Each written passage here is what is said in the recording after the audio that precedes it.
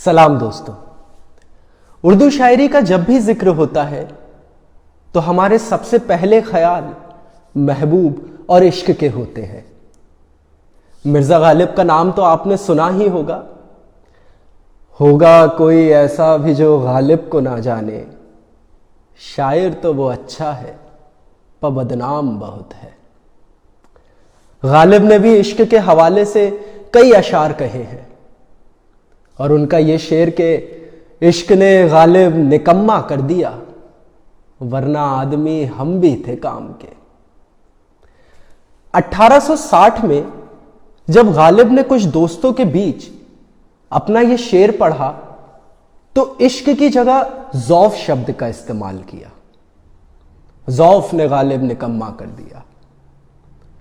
तो दोस्तों ने सवाल किया तो गालिब कहते हैं कि इश्क गए दिनों की बात हुई, मुझे अब इस शब्द से शर्म आती है। आज हम भी गालिब को इश्क के अलावा समझने की कोशिश करेंगे। ये वीडियो शुरू करने से पहले मेरी आप सभी से दरख्वास्त है कि आप इस चैनल को लाइक करें, सब्सक्राइब करें और ज्यादा से ज्यादा लोगों के बीच में शेयर करें।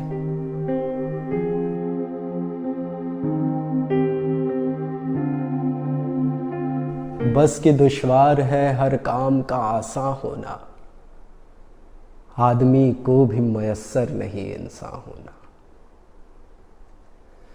इंसान होना होता क्या है, यह हमारे जहन में आता तो है, लेकिन हम फिर भी बने रहते हैं आदमी। अब जिसे बचपन से यह सिखाया गया हो कि रोना नहीं है और जितना वो दूसरों पर हावी हो सकेगा उतना ही वह सबको कंट्रोल में रख पाएगा। या जिंदगी में आगे बढ़ना है तो भावनाओं को महसूस ना करे।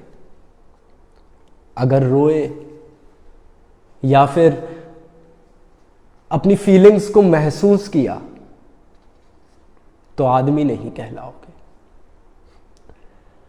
और हम बचपन से ही निभाने लगते हैं आदमी होने की ये सारी शर्तें, क्योंकि हम खुद को कभी समाज से बेदखल नहीं पाना चाहते। और इसी वजह से बचपन में हुई हिंसा को कई बच्चे बता नहीं पाते। 20वीं सदी की मशहूर लेखिका और समीक्षक बेल हुक्स कहती हैं कि पितरसत्ता एक राजनीतिक और सामाजिक व्यवस्था है जो इस बात पर जोर देती है कि पुरुष स्वाभाविक रूप से ही हावी हैं, वही सबसे श्रेष्ठ है और उनके अलावा सब कमजोर, विशेष रूप से महिलाएं। इसके साथ ही पुरुषों को यह अधिकार हासिल है कि वो हिंसा के माध्यम से अपने डोमिनेंस को बरकरार रखे रहे। यह भी एक वजह है कि यह समाज पितरसत्ता की साइकिल को चलाए रखने के लिए आदमियों को खुद से दूर लेता जा रहा है। गालिब का एक शेर इस बात की पैरवी करता है कि इंसान को जीने के लिए इमोशंस की कितनी जरूरत है, कि दिल ही तो है न संग खिश्त, दर्द से भर ना आए क्यों, रोएंगे हम 1000 बार, कोई हमें सताए क्यों। आखिरकार ये दिल ही तो है, कोई ईंट पत्थर तो नहीं। गालिब के कुछ अशारों को समझने के लिए हमें उनके जीवन के कुछ अहम पहलुओं को जानना बहुत जरूरी है। इससे हमें उनकी मानसिक स्थिति का भी अंदाजा लगता है। गालिब ने बचपन में ही अपने माँ बाप को खो दिया था। उन्हें बच्चों से बहुत प्यार था, लेकिन उनकी कोई भी औलाद ज्यादा वक्त तक जिंदा नहीं रह सकी। उन्होंने अपने 7 मासूमों को कम उम्र में ही खो दिया था। उनके भाई मिर्जा यूसुफ एक मानसिक बीमारी से ग्रस्त थे, जिसकी जिम्मेदारी भी उन पर ही थी, और पेंशन रुके होने के कारण आर्थिक तंगी भी रहती थी। सन 1859 में गालिब ने अपने दोस्त मुंशी शिव नारायण अरम को एक खत लिखा, जिसमें उन्होंने किसी बीमारी के फैलने का जिक्र किया।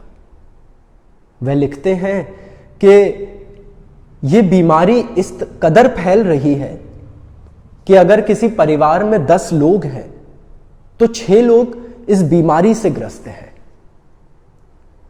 कुछ भी बेहतर होता हुआ नजर नहीं आ रहा। खुद को हौसला देने के लिए आजकल ज़बां पे एक शेर रहता है कि रात दिन गर्दिश में है 7 आसमां, हो रहेगा कुछ ना कुछ, घबराएं क्या। एक तरफ गालिब यहां ऑप्टिमिस्टिक हो रहे हैं, तो उनके ये अशार उनकी तन्हाई और होपलेसनेस भी बयां करते हैं। वो कहते हैं कि रहिए अब ऐसी जगह चलकर जहां कोई ना हो, हम सुखन कोई ना हो और हम ज़बां कोई ना हो। बेदरो दीवार सा एक घर बनाया चाहिए, कोई हमसाया ना हो और पासबा कोई ना हो। पड़ी अगर बीमार तो कोई ना हो तीमारदार, और अगर मर जाइए तो नौहा ख्वाह कोई ना हो। इन अशारों में साफ नजर आता है कि वे ऊब गए हैं, जिंदगी से परेशान हो चुके हैं। वो भी इस कदर कि अपना बचा हुआ जीवन वे केवल तन्हाई में बिताना चाहते हैं। इन अशारों में गौर करने की बात एक और है कि इनमें गुस्सा बहुत है। गुस्सा समाज के प्रति, जिंदगी के प्रति, उसकी उदासियों के प्रति। लेकिन गालिब ने कभी अपने गुस्से को हिंसा में नहीं बदलने दिया,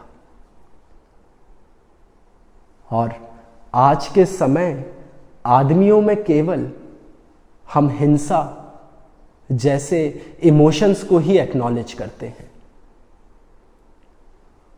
उसके अलावा दुख, दर्द या रोना ये एक्सेप्ट नहीं करते,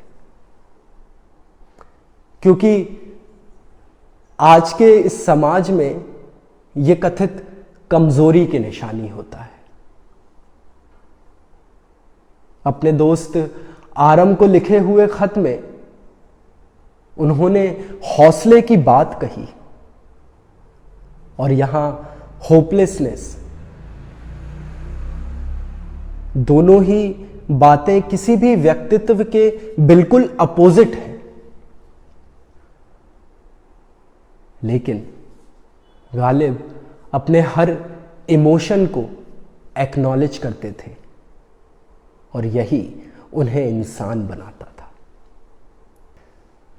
अक्सर हम अपने आसपास के लोगों से शराब पीने वालों के लिए बेवड़े, शराबी, पियक्कड़ जैसे शब्दों का इस्तेमाल करते हुए सुनते हैं।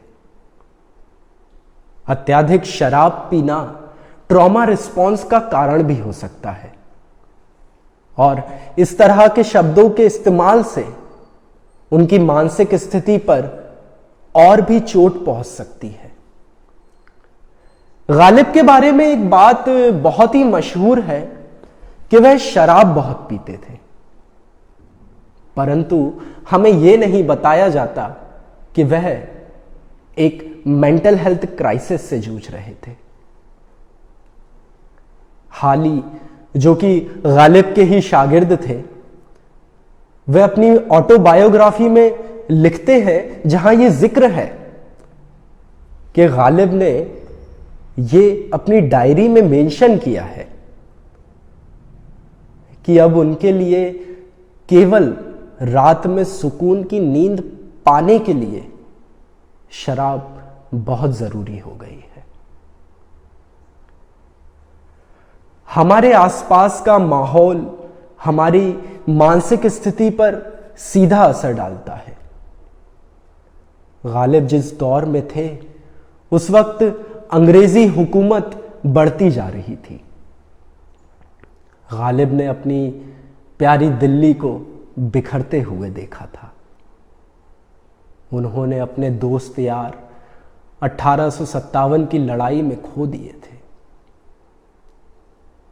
उनकी औलादें ज्यादा वक्त तक जीवित नहीं रह पाई थी। उनके भाई अंग्रेजों की गोली का शिकार हो गए थे। और इन सभी वजहों से गालिब की मानसिक स्थिति पर इफेक्ट होना बहुत ही स्वाभाविक था। हमारे आसपास आज भी लोग अपनी परेशानियों से जूझने के लिए खुद ही उपाय करते हैं। यहां जरूरत है कि मानसिक स्वास्थ्य के बारे में ज्यादा से ज्यादा बात की जाए और थेरेपी, काउंसलिंग, ग्रीफ सपोर्ट की सेवाएं अधिक से अधिक लोगों तक पहुंचाई जाए ताकि लोग अपने लिए सही चयन कर सकें और सब्सटेंस यूज से बच सकें। हमें अपने शब्दों का चयन सोच समझकर करना चाहिए। गालिब एक अजीम शायर थे, पियक्कड़, शराबी या बेवड़े बिल्कुल भी नहीं।